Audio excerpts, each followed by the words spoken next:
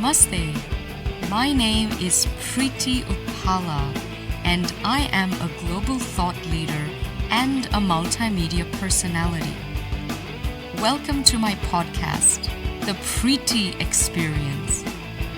Join me as I explore some of the most fascinating and crucial issues that affect our world today.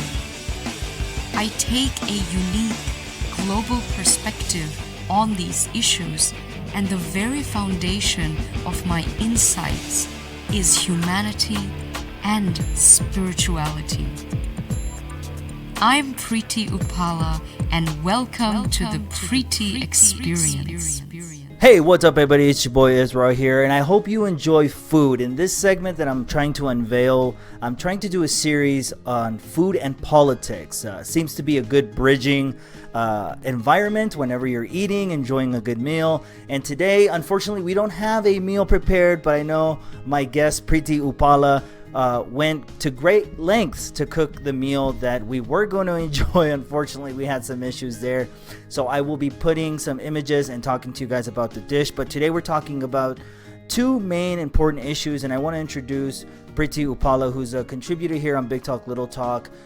How are you doing? Namaste. Hello.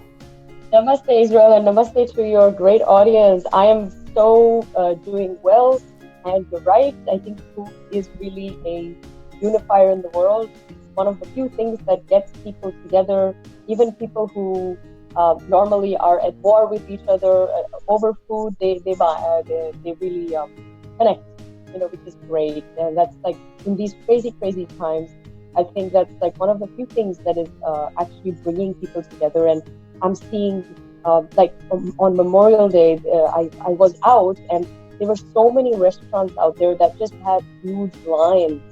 So people were definitely doing, takeaway, and whether it was soul food or barbecue, very popular. I think in LA, definitely people got food to go, and it seems like everybody was enjoying the food and ordering a lot of different dishes. And I had a big sort of kind of a patio. I had a Nigerian feast actually. It was really nice. So I'm a foodie, so I love.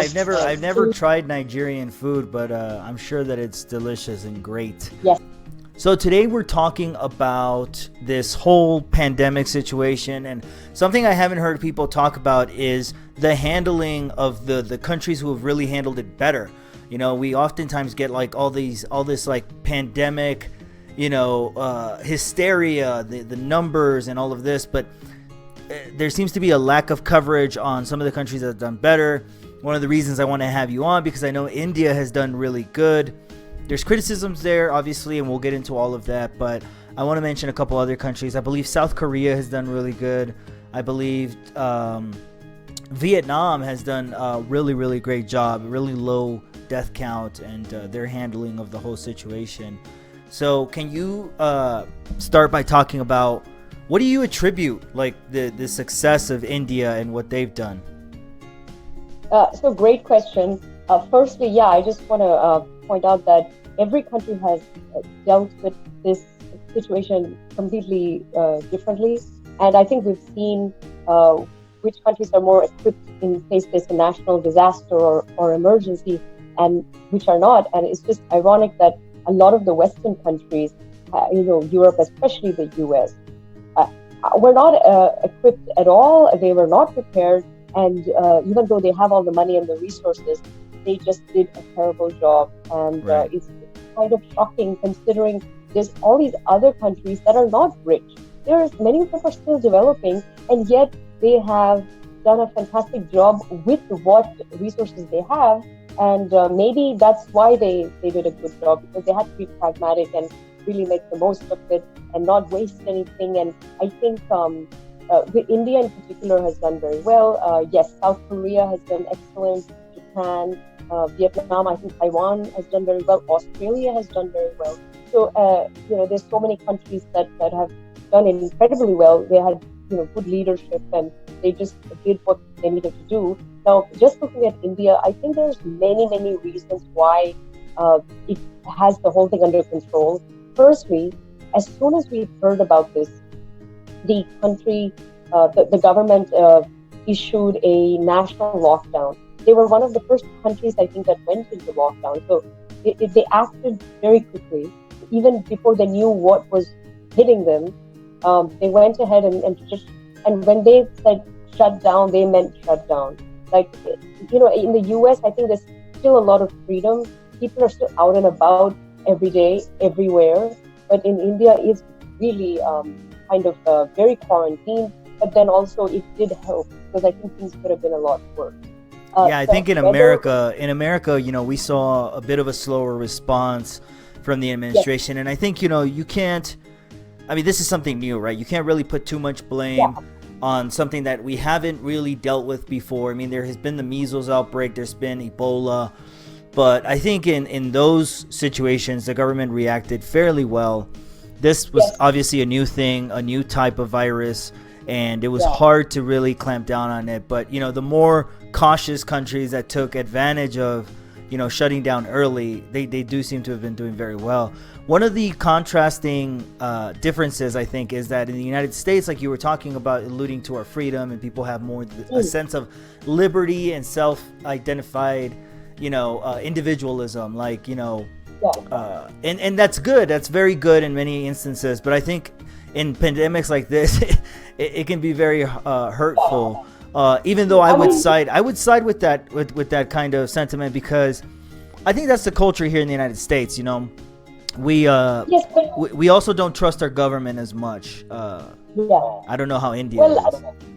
Well, I think India is also a free country. They have, in fact, it's more free. Like I think I mentioned on the show before, in India you could burn the national flag and you won't be arrested. So that's like taking freedom to like a whole new level, which I actually don't like at all, because that's just sedition, and we have sedition laws which are never enforced. The problem with India is it has great laws, but the enforcement is not very good. So even though you should be arrested for doing disrespectful things, nobody gets arrested. And also the police are outnumbered by people, so people can sort of do what they want. And I think it's a miracle that despite being outnumbered, still it's a country that doesn't have these kind of, people are not running amok there. And I think they didn't trust the previous governments, but this particular government, hundreds of millions of people do trust it. I think when the Prime Minister gave this great speech on why this is necessary, everybody just fell into line. And also, he was very smart. He didn't do it like overnight. 2 weeks before, he said, we'll have one day of solidarity where everybody's going to light a candle. Like 1 billion people did that. Everybody felt connected. Then a few days later, he said, let's all have 1 minute of whatever. Well, I think it was like clapping. It was something to do where if the whole country did that, then everybody felt good. And then I think a week later, there was this thing enforced, and people just kind of, by that point, they had understood that this is important and it's needed. So that was one thing. The funny thing is that most people don't know that 70% of the cases came because there was this congregation of Islamic people in India, and they called this mullah, the cleric guy from, I think he was Indonesian or something like that. And these people were gathering in thousands when they knew there was a national lockdown. They still came. They didn't cancel their trip.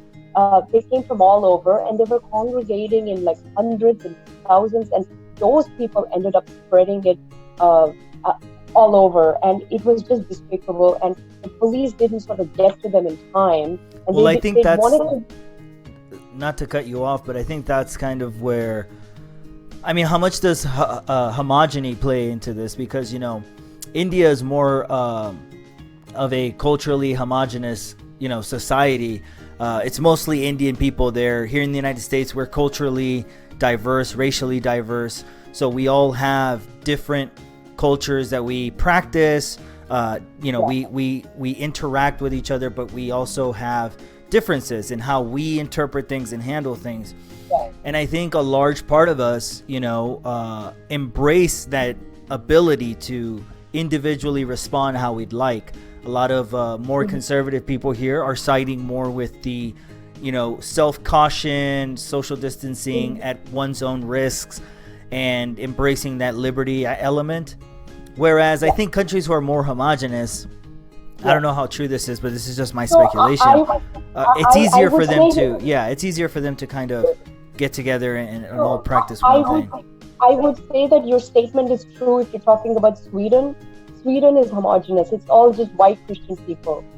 India is maybe the most diverse country in the world because every state is a country unto itself. And honestly, it really is like a different country. So you have like 25 official states. Each one has their own language, their own food, their own dressing. Some of them have their own faith. And these people, honestly, they when they travel to other states, they feel like a foreigner. They feel like they're going to another country. So you will be surprised. I would almost say that America this is all white Christian. I mean, this is a waspy country. You know. What about religious? So I mean, even though they're separated by states, do they still all practice the same faith? No, 80% is one religion. However, you're talking about 200 million people who are of one faith. The minority religion in India has 200 million followers. So, you know, you have to understand that the numbers are huge. So it's actually extremely diverse. And there are actually a lot of foreigners and mixed people who live in India who have for decades. So I would say it's much more diverse than any Western country I've come across. Definitely, you know, here it's a melting pot. As in people, this country is full of immigrants. In India, they're not immigrants. They are actually diverse in every way. They are all Indian in some. They call themselves Indian, but they are more diverse over there than they are here. Because here, everybody's sort of they're American. You know, I think individualism is very important to Hindus, at least. The Islamic situation is different because they are a group mentality, and that's why they do this kind of herd thing. You know, it's always hundreds and thousands, and even the riots is always large groups that end up infecting people. And when you have a mob, the mob mentality is not present within Hinduism. Well, I think you have a point, because I think this happens with a lot of different, not just Muslims, but also like one could argue even here in the United States, African Americans tend to group themselves together, and sometimes that benefits them, sometimes that hurts them, with the rest of the society around them. I mean, that's something that's going on right now in the news. But I don't want to dive too much into that. I want to talk about India's influence with the United States, the new relationships that are developing. And internationally, we touched on the COVID situation, but internationally, kind of, I see this weird shift going on the global stage between India, China, mainly. So I wanted to kind of get into